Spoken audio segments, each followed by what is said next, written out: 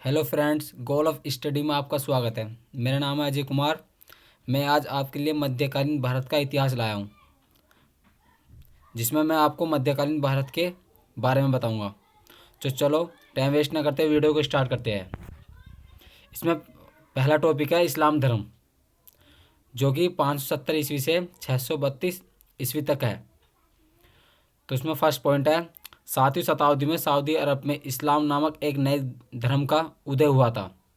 7वीं शताब्दी में सऊदी अरब में इस्लाम नामक एक नए धर्म का उदय हुआ था तथा कुछ समय बाद इसका विस्तार उत्तरी अफ्रीका से अरब प्रायद्वीप तथा ईरान व भारत तक हुआ।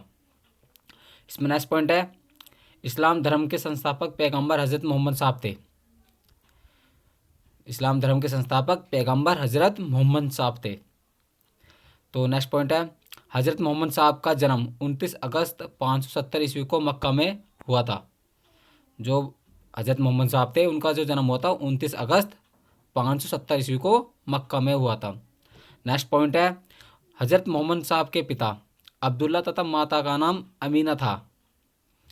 इनके जो माता पिता थे उनके पिता का नाम अब्दुल्ला तथा माता का नाम अमीना था। नेक्स्ट पॉइंट है, इनके माता पिता बौद्ध धर्म के अनुयायी थे। हज़रत मोहम्मद साहब के जो माता पिता थे वे बौद्ध धर्म के अनुयायी थे या उनको मानने वाले थे। नेक्स्ट पॉइंट, मोहम्मद साहब को 610 ईस्वी में मक्का के समीप हीरा नामक गुफा में ज्ञान की प्राप्ति हुई थी, जिसमें मोहम्मद साहब अपना ज़्यादातर समय व्यतीत करते थे। नेक्स्ट पॉइंट, 24 सितंबर 622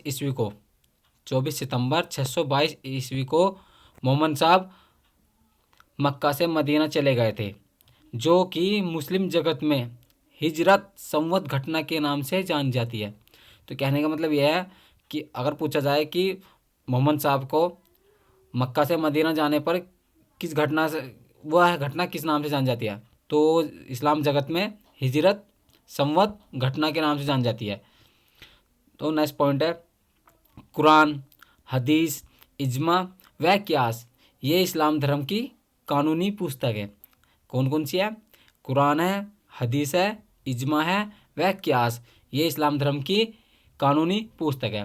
नेक्स्ट पॉइंट पे चलते हैं, मोहम्मद साहब की शादी 25 वर्ष की आयु में खदीजा नामक विधवा से हुई थी। जो मोहम्मद साहब की जिससे शादी हुई थी उनका नाम था खदीजा। वह एक विधवा महिला थी जिनके साथ उनका विवाह हुआ था या शादी हुई थी। नेक्स्ट पॉइंट, कुरान इस्लाम धर्म की सबसे पवित्र पुस्तक है। कुरान इस्लाम धर्म की सबसे पवित्र पुस्तक है। नेक्स्ट पॉइंट, देवदूत जिब्रेल ने मोहम्मद साहब को कुरान अरबी भाषा में संप्रेषित किया था। जो देवदूत था उसने जिब्रेल देवदूत जो थे उन्होंने मोहम्मद साहब को कुरान अरबी भाषा में संप्रेषित किया था। नेक्स्ट पॉइंट, मोहम्मद साहब की मृत्यु 8 जून 632 ईस्वी को हुई थी तथा इन्हें मक्का में ही दफनाया गया था। नेक्स्ट पॉइंट, मोहम्मद साहब के जो उत्तराधिकारी थे उन्हें खलीफा कहा जाता था। मोहम्मद साहब के उत्तराधिकारियों को खलीफा कहा जाता था या कहे जाते थे। नेक्स्ट पॉइंट, मोहम्मद साहब के जन्मदिन पर ईद ए मिलाद उन नबी पर्व मनाया जाता है। कौन सा पर्व मनाया जाता है? ईद ए मिलाद उन नबी। नेक्स्ट पॉइंट, मोहम्मद साहब का पालन पोषण उनके चाचा अब्बू तालिब ने किया था। मोहम्मद साहब का जो पालन पोषण किया था उनके चाचा अब्बू तालिब ने किया था। नेक्स्ट पॉइंट, मोहम्मद साहब को अल अमीन मैंने ब्रैकेट में दे रखा है, मैं उसमें किस कारण कहा जाता था? उनके चाचा के द्वारा पालन पोषण के कारण उन्हें अल अमीन के नाम से भी जाना जाता था। कहने का मतलब यह है कि मोहम्मद साहब का जो दूसरा नाम था वो अल अमीन था। अल अमीन वह किस कारण कहा जाता है? उनके चाचा के द्वारा पालन पोषण के कारण उन्हें अल अमीन के नाम से जाना जाता था। तो नेक्स्ट पॉइंट है, इस्लाम जगत में खलीफा का पद 1924 ईस्वी तक रहा तथा 1924 में तुर्की शासक मुस्तफ़ा कमाल पाशा ने इस पद को समाप्त कर दिया था।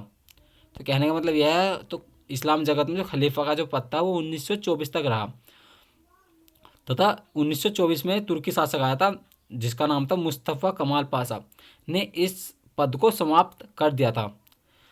नेक्स्ट पॉइंट है, मोहम्मद साहब का जीवन चरित्र इब्न इसक द्वारा लिखा गया है। क्वेश्चन ये भी आ सकता है कि मोहम्मद मोहम्मद साहब का जीवन चरित्र किसके द्वारा लिखा गया है, तो वो लिखा गया है इब्न इसक द्वारा।